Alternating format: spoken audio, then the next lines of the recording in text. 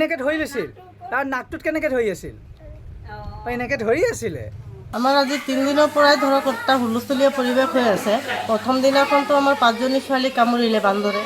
5জনী ছোৱালী কামুৰাৰ পিছত সিহঁতক ডক্টৰ দেখুওৱা হ'ল। তাৰপিছতো আমাৰ যোনটো নেকি শিক্ষকৰ টীম আছে ইহঁত আৰু মই স্কুল প্ৰেচিডেণ্ট আমি মানে 3টা লোকে ইয়াতে আছোঁ 3:30টা লোকে। কিন্তু তাৰপিছতো 8বাৰ আমাক খেদি আহিলে। কালিও তেনেকুৱা পৰিস্থিতি আমাৰ বন বিভাগে কালি স্কুল বহাৰ আগতে আহিলে। তেওঁ থকাটো এবাৰ আহিলে। আজি ৰাতিপুৱা যেতিয়া নেকি মই মানে চাব আহিলোঁ যে বান্দৰটো আছেনে নাই আহি পেলাই মই চালোঁ যে সেইখিনিতে বহি আছে। এতিয়ালৈকে বন বিভাগৰ মানুহ আহি পোৱা নাই, আহিব চাগে। কিন্তু আমি স্কুল খুলিলোঁ, কিন্তু আমি ল'ৰা ছোৱালীখিনিক আমাৰ নিগৰানীতহে আমি ৰাখিছোঁ। ৰাতিপুৱা আপোনালোকে বান্দৰটো কেইটা বজাত দেখিছিলে? ৰাতিপুৱা 5:30 আমাৰ গেটৰ সন্মুখত বহি আছিলে।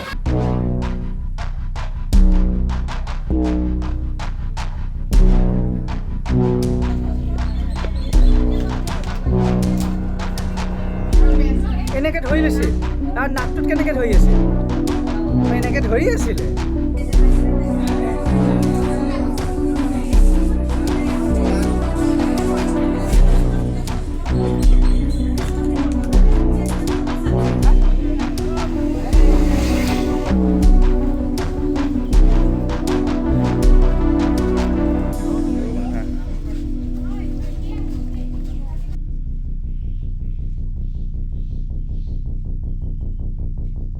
আমি এটেন্ডেন্স ল'ব লৈছিলোঁ।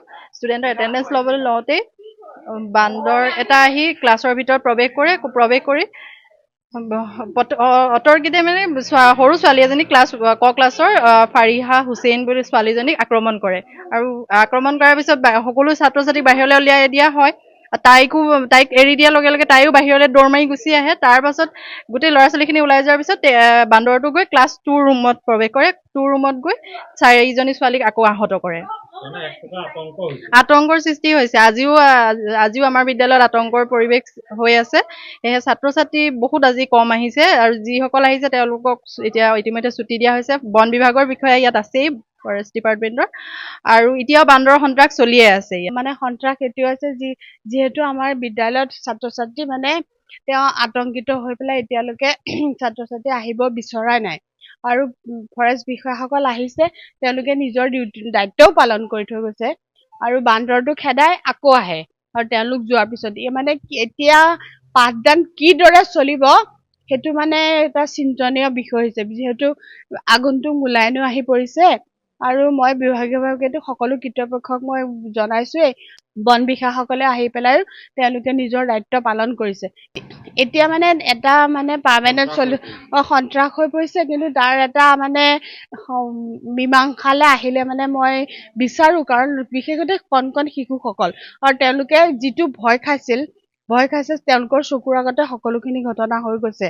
আৰু যিহেতু তেওঁলোকে মানে বিদ্যালয়লৈ আহিব একেবাৰে খোজা নাই আৰু গাৰ্জেনসকল তেওঁলোকৰ অভিভাৱকসকলেও এইসকলত মানে একেবাৰে সন্মত নহয় যে তেওঁলোকৰ শিশুসকল আহি পেলাই ইয়াত যেন পাঠদান কৰি পঠিয়াব। আপুনি বিচৰা বাতৰি পাব কেৱল নিউজ 18 এপত। নিউজ 18 এপ ডাউনলোড কৰিবলৈ স্কেন কৰক এই QR কোড। গুগল প্লে ষ্টৰতো পাব এই নিউজ 18 এপ।